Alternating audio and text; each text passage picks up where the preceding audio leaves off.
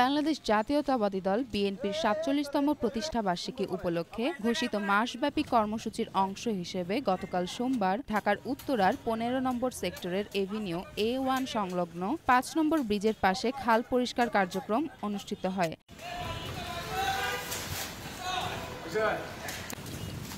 বিএনপির ভারপ্রাপ্ত চেয়ারম্যান তারেক রহমানের পরিকল্পনা ও মহাসচিব মির্জা ফখরুল ইসলাম আলমগীরের উদ্বোধনে ঘোষিত এই কর্মসূচি সারা দেশে সফলভাবে বাস্তবায়িত হচ্ছে। ঢাকার এই কার্যক্রমের তত্ত্বাবধান করেন মহানগর উত্তর বিএনপির আহ্বায়ক আমিনুল হক ও সদস্য সচিব মোস্তফা জামান।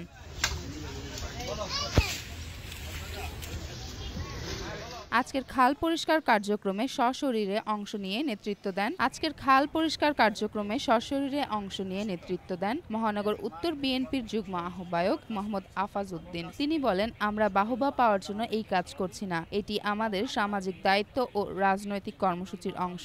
জনগণের কল্যাণে, পরিবেশ উন্নয়নে এবং এলাকার সৌন্দর্য বৃদ্ধির জন্য আমরা কাজ করছি। আফাজ উদ্দিন বলেন, আমাদের সম্মিলিত প্রচেষ্টা অব্যাহত থাকলে শুধু লেক পরিষ্কার নয়, আমাদের পরিবেশ রক্ষা, জনস্বাস্থ্য সুরক্ষা এবং ভবিষ্যৎ প্রজন্মের জন্য একটি পরিচ্ছন্ন নগরী গড়ে তুলতে পারব। চেমন ফারিয়া, জনকণ্ঠ। সম্পূর্ণ পরিষ্কার পরিচ্ছন্ন করে আমরা দেশবাসীর কাছে এবং উত্তরাবাসীর কাছে আমরা দেখাবো